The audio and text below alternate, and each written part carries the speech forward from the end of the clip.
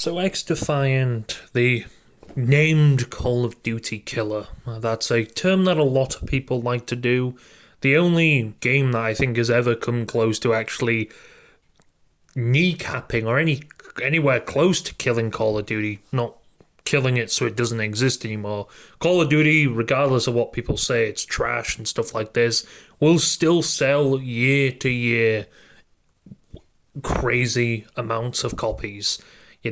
Heck, even if it doesn't sell well one year, I think Vanguard, Call of Duty Vanguard, which is probably argued in the past 5 years as one of the worst Call of Duties, sold pretty well. So I don't know why, but Battlefield 1 is the only game that's come close to taking that crown away from Call of Duty one year. Now, XDefiant was a game that, is a game still, that Ubisoft decided to release. They took their time releasing it. I think they were kind of messing about with they had bugs and stuff. It had I think two betas. I had multiple betas, but two betas that I played anyway. I played an earlier one and one this year, I think, beginning of this year. Now the game took quite some time to release. It had an opportunity to release, but they delayed it. They kept delaying it and delaying it. I think it was supposed to release in 2022, early 2023 or around 2023, but it was delayed quite significantly. I think that had a big impact on how well it sold as well. I don't think it would have done as bad. They would have probably got more seasons out of it. Now again, it's pretty much the cosmetics are pretty expensive in the game. A lot more. People complain about Call of Duty cosmetics costing a lot. I think $20 is the average one in fucking XDefiant. It's a lot of money. Now I presume people aren't actually paying a lot because, well, there's some sad news. Although this news isn't really shocking at all because there was a leak about a month ago, maybe 2 or 3 months ago, I don't know exactly, but there was this leak, or rumour, leak, whatever you want to say, going around that XDefiant will be shutting down. Now, the Mark Rubin, I think he's a lead on this, obviously in charge of everything that happens to it. I think he worked on previous Call of Duties as well. He pretty much said, we're not shutting it down or anything like this. That's not true. And again, a lot of people have stuck with that rumour and thinking, well, I think it is going to still shut down. Ubisoft are getting rid of this game because it isn't probably they're probably not going to admit it, but it isn't performing as well, and they're probably going to end up spending too much money on this like they did on Skull and Bones. I think ever since Skull and Bones launched, I think they've taken a big financial hit, and I think they've kind of slowed down with stuff ever since that. But Matt Rubin put out quite a longish tweet today explaining everything. Hello XDefiant fans, I'm unfortunately here today to announce that XDefiant will be shutting down. Starting today, December the 3rd, 2024, new downloads and player registrations will no longer be available. We will still release our Season 3 content in the near future, except date, and the servers will remain active until 3rd of June 2025. So a good few months yet before it eventually goes, although I don't understand what is the point of releasing I think Season 3... Now, the cool thing about XDefiant, they actually they had themed seasons. So Ubisoft, obviously, they like to connect a lot of things. And Ubisoft pretty much made this game have different... So they had like Far Cry factions, Splinter Cell factions, and I think they was going to add some Assassin's Creed. There was an Assassin's Creed themed month that was coming up, which a lot of people are actually looking forward to. Now, I don't know what they mean by this. As like people are really going to spend any money on a game that ends up being shut down? Probably not. I don't see what the point is. I mean, again, we already know Ubisoft's in a pretty big controversy with The Crew and how they dealt with that situation. They were in a lot of hot water for that, so I don't see the point of really releasing Season 3. I mean, well, if you've already made it, then yeah, go on, but no one's really going to buy cosmetics, let's be honest. And why should you sell? I mean, maybe they aren't going to sell cosmetics. I don't know. The near future and the servers. For all those who purchased the Ultimate Founder, that you'll receive a full refund. Players who made any purchases within the last 30 days will also be fully refunded. Those refunds should happen automatically within 8 weeks of today, and you can find more details on our website, XDefiant.com. A few years ago, Ubisoft and the SF Dev team embarked on a bold adventure, to develop a new arcade shooter called XDefiant. It was from the start an incredible challenge. Not only were we trying to shake up the genre by removing skill-based matchmaking, that's one thing that they were trying to sell with this game. Skill-based matchmaking is not in this game. And that's the main reason people were calling this a COD killer, because it was no skill-based matchmaking.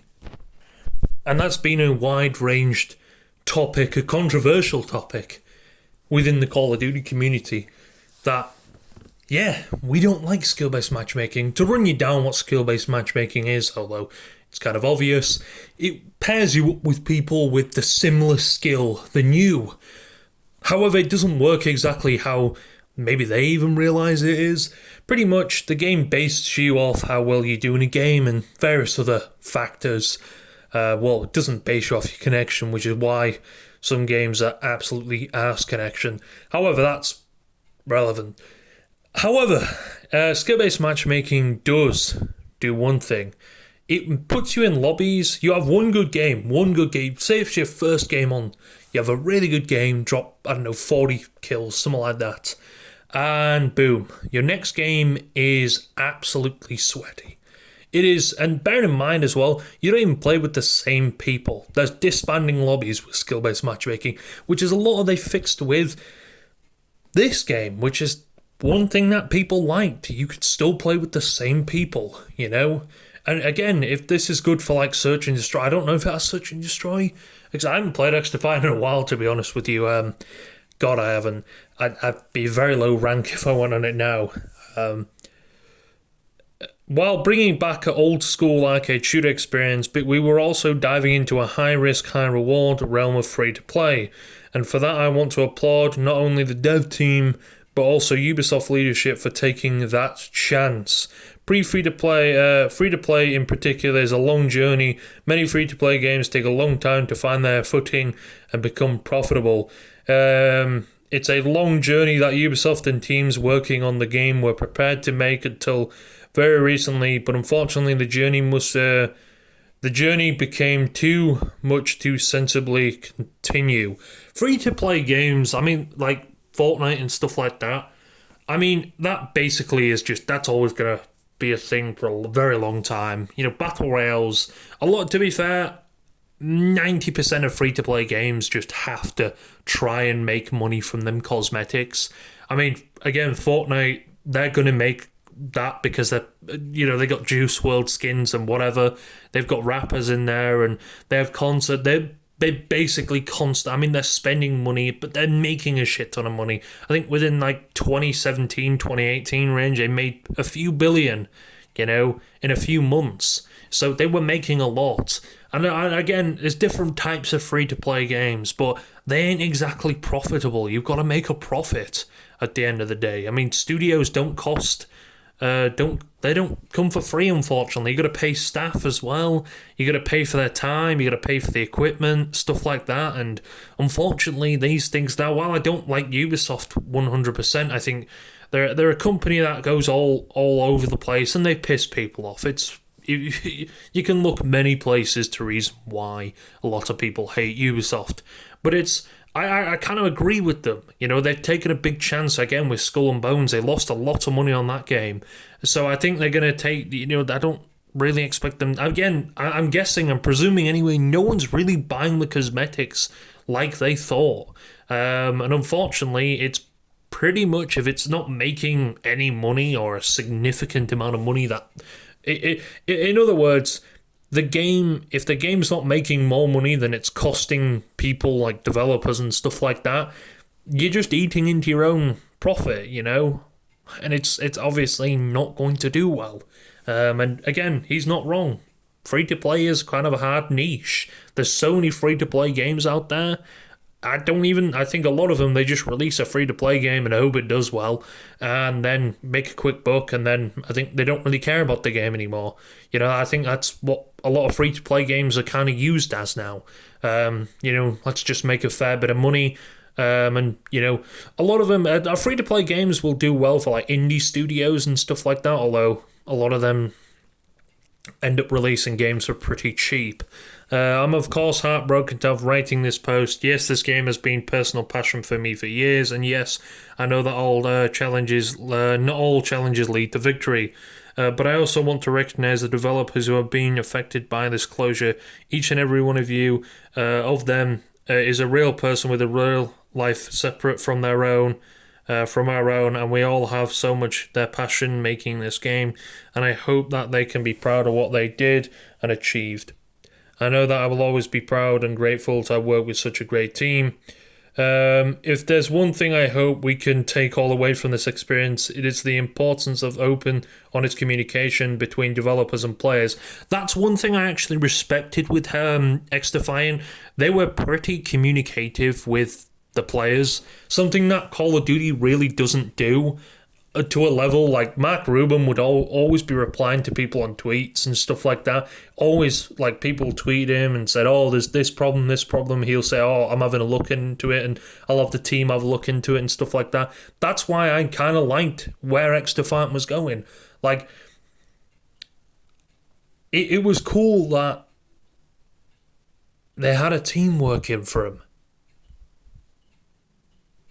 I thought that was pretty cool. It made me respect Ubisoft maybe a little bit more. Something you don't really get with Call of Duty, unfortunately. You kind of... You're hoping that they release something that doesn't break the game or doesn't annoy you or ruin the game in some way or another. But XDefiant, I'm not saying it didn't have its problems. It still has its problems. I think it had server problems and stuff like that. But they were very communicative, the team and stuff like that. And Mark Rubin obviously was a very communicative person. He always was honest and straightforward with people.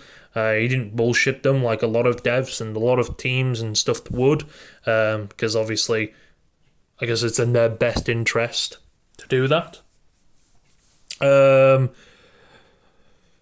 Mentally, along with respectful non-toxic between developers and players, has always been a standout differences that made XDefiant so special.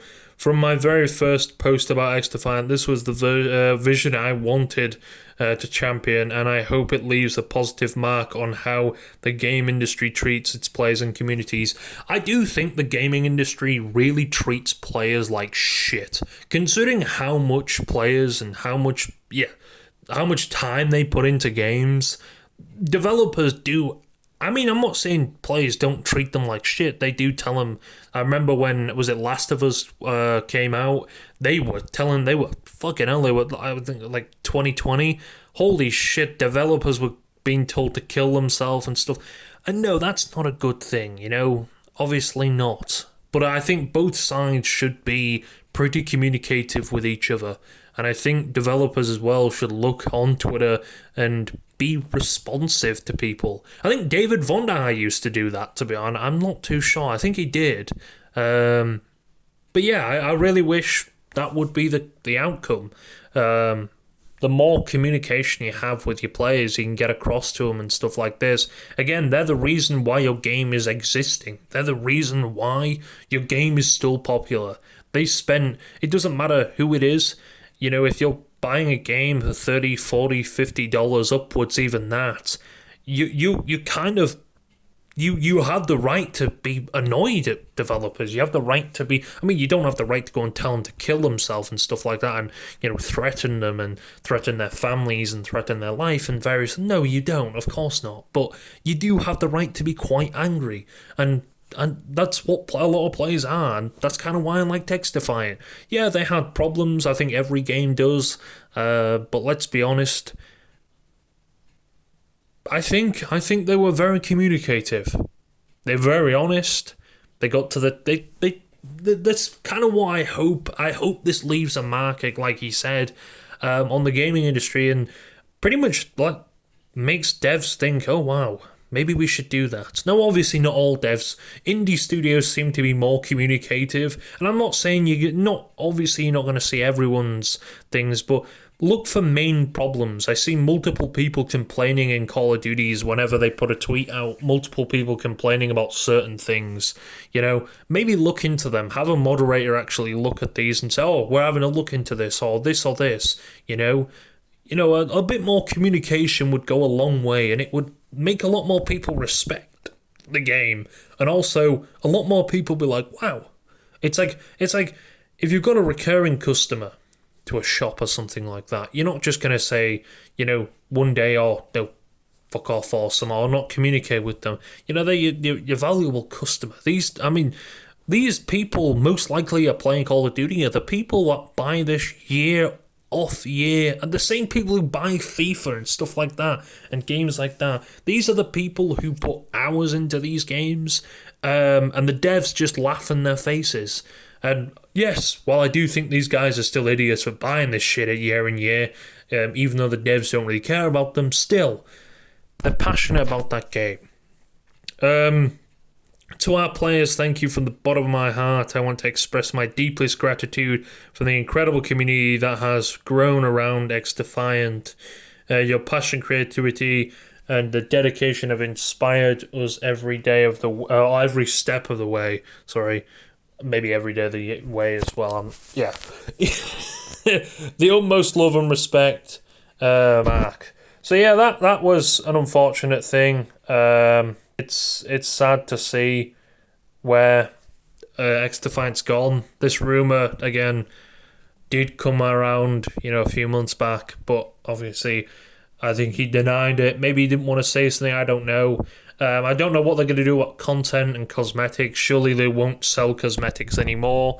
I don't see the point if anyone's buying them, if the game doesn't exist after June, I think it's June the 16th, 2025, something like that. Or June the 3rd even.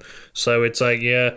A lot of people put hours in, a lot of hours into this game, and a lot of passion went into this game. It's unfortunate. It's not really surprising at all. But yeah, there's one thing I did.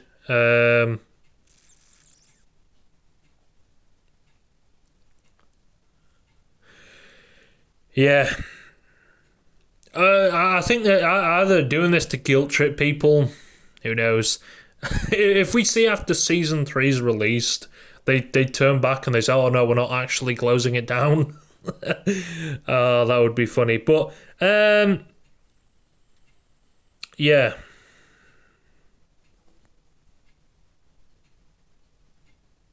I don't know. That's all I really have to say about it. It's a shame, but there's one thing I do respect. The communication was there. Pretty surprising to see, but hey, it's nice to see.